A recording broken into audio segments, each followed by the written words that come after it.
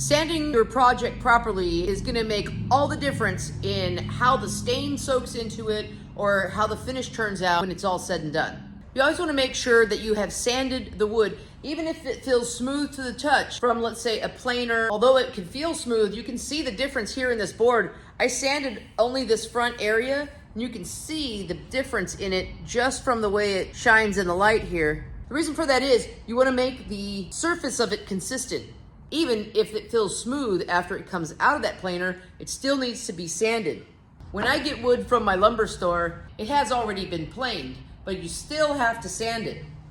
That's when a random orbit sander comes in handy. What I use here in my shop is 80 grit and 180 grit on my sanders, no in between. You can choose to build up, like go to 100 and then 120, 150, 180, but for me, it's a lot of needless sanding when the 180 takes care of it. Just make sure you sand thoroughly with the 180 so that if the smaller grits like the 80 left any type of swirl marks, you can go ahead and get those out. These random orbit sanders work a lot faster than the square vibrating only sanders.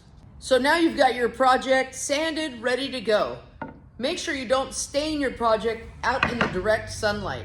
It can be outside, just make sure you are covered.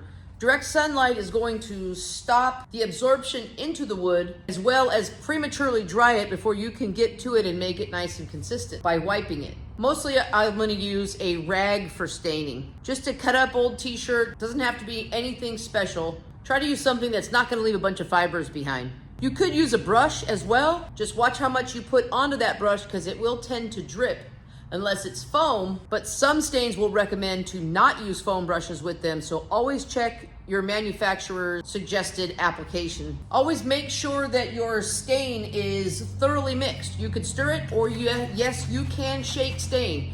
Stain is thin enough to where it does not hold bubbles the way polyurethane and lacquers do. You wouldn't want to shake those, but you can shake stain all day long. Just make sure it is completely mixed up. There's a lot of chemicals that will be on the bottom sitting that stirring helps with. Also, if you're using oil-based stain, it's not necessary to sand in between the coats because the oil-based does not raise the grain, causing you to need to do that. This piece that I sanded to 180 grit, I used oil-based stain on it, and it's still as smooth as when I sanded it before I applied the stain. Always make sure to look really closely at the wood to make sure you don't have any inconsistencies, because the stain will always embellish them and make them stand out. This is the difference in what your project will look like properly sanded and not properly sanded.